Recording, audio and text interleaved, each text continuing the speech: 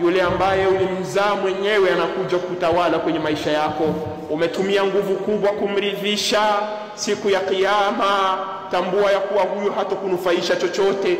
Yauma la yanfa'u malun wala banun illa man ata Allah biqalbin salim, siku ambayo mali hazitomfaa mwenye nazo, watoto hawatomfaa mwenye nao, isipokuwa yule ambaye atakayekuja kwa Allah na moyo uliosalimika.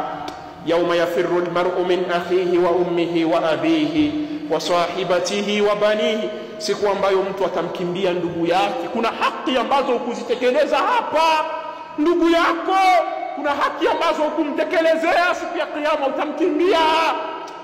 Mama yako na baba yako, kuna haki ambazo ukuwatekelezea, utawakimbia siku ya kiyama, watakudai mbele ya Allah.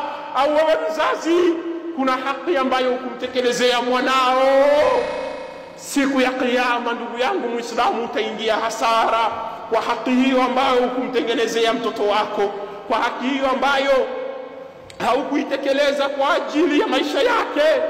Utamkimbia mwanao ndugu yangu Muislamu, utamkimbia mwanao. Zipo haki nyingi ambazo unapaswa kuzitekeleza. Jambo la kwanza kabisa mwanao ni kuweza kumchagulia mshirika bora katika maisha. Kama wewe ni mwanamume, mchague mama bora wa mwanao. Kama wewe ni mwanamke, mchague baba bora ambaye atakuwa ni baba wa mwanao.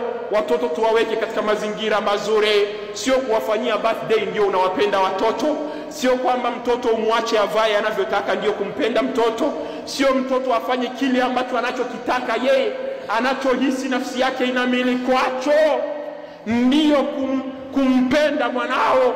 Tumekaa na wavuta bangi kwenye majumba yetu, tumekaa na watu ambao wasioswali watoto kwenye majumba yetu, tumekaa na watoto ambao wasiomtii Allah subhanahu wa ta'ala kwenye majumba yetu. Tuko wapi ndugu zangu Waislamu? Malezi yako wapi waja wa Allah subhanahu wa ta'ala? Tutambue tuko pale pale.